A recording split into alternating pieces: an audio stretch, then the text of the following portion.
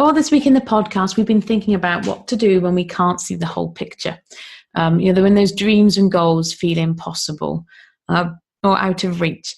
And what do we do? And I've given you lots of practical advice. And the conclusion we came to at the end of yesterday's episode was that ultimately sometimes we just have to lean in and understand that God has got this. But I do understand, as I'm saying that, I know that there is a big difference between going, okay, just trust God, it's all going to be okay.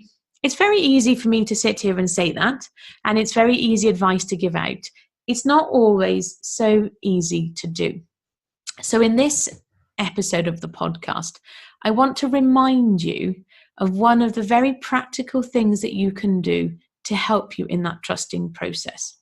What do I mean by that? So if you were involved in the Dump the Doubt masterclass that I did a couple of weeks ago, and if you followed along with some of the content I put out afterwards, you might have seen me talk to you about this idea of certainty. Tony Robbins, in his human needs psychology, talks about certainty being one of our basic human needs. Certainty, uncertainty, love, a sense of purpose, blah, blah, blah.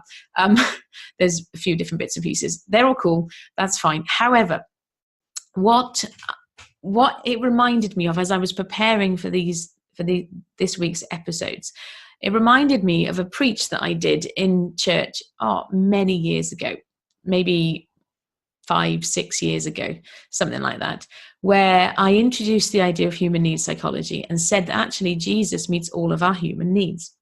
And so the piece that I'm interested in for today's purposes is this idea of certainty.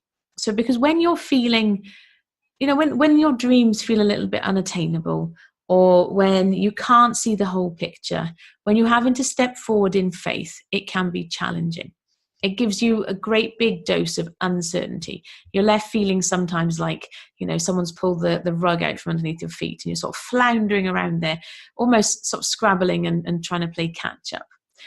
The way that we can help ourselves, and I think it's no small accident that our brains are wired this way because our brains were made by God. But if you can give yourself a great big dose of certainty in other aspects of your life and in other aspects of your faith, it will help you when certain pieces feel uncertain.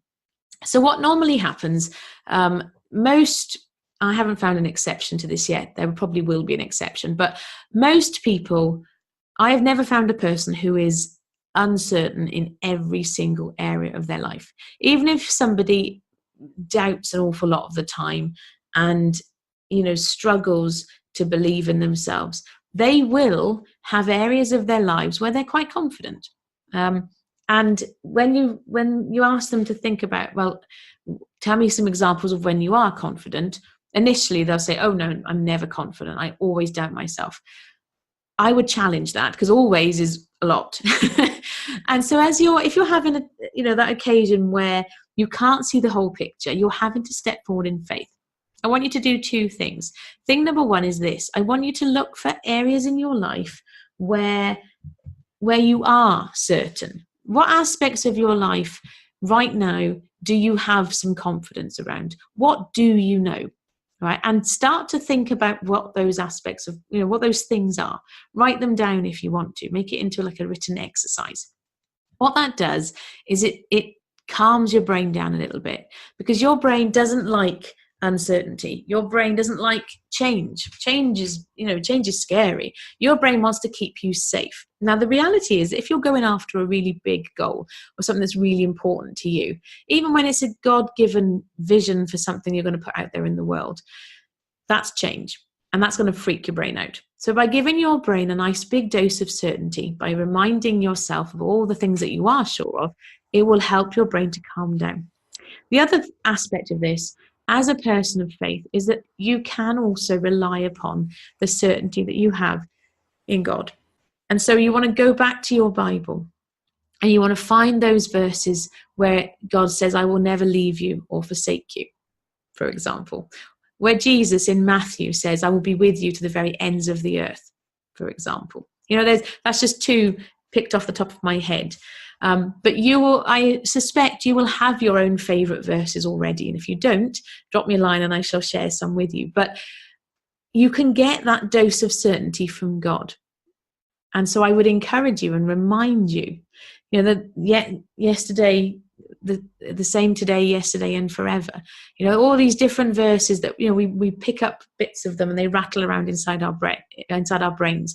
When you're going after a goal that is big and you're not sure of it and you don't know how it's all going to pan out exactly, those doses of uncertainty that are there for us in our Bibles are important. And it's not an accident. You'll have heard me say before, I believe that God wrote the book on personal development. And I get really excited when I see, and I read and I learn more about psychology and positive psychology and all these different aspects of the way that our brains are wired. And it's there in the Bible. And I find that really exciting. And so as people of faith, it's almost like you have like an added advantage because you can rely on God. And if there's times when you're not sure, you can go, do you know what? I'm going to leave that with you. Which if somebody isn't a person of faith, they can't do that. Or they might, that's when people start talking to the universe, for example, which is fine. I prefer to talk to the creator of the universe. But it's fascinating to me that even people who say they are atheists, they still like the idea of having belief in a something outside of themselves, because it does give us something to ground onto. And so if today is one of those days where you're going to need to trust, but you're finding it a bit tricky, those two things are my reminders. You've got two actions. How's that? 2 pieces of homework? No way, Elle. Yeah.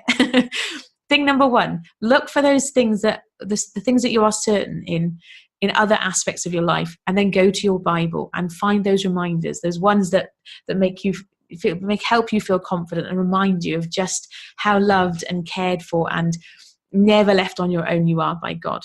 Okay. And if you need help with this, of course, if it's something that you would like some support with another human, go to faithandbusinessplayground.com/talk. In the meantime, I shall be back tomorrow. Tomorrow is our Easter Sunday special episode of the podcast, even though it's not Sunday. All will become clear tomorrow.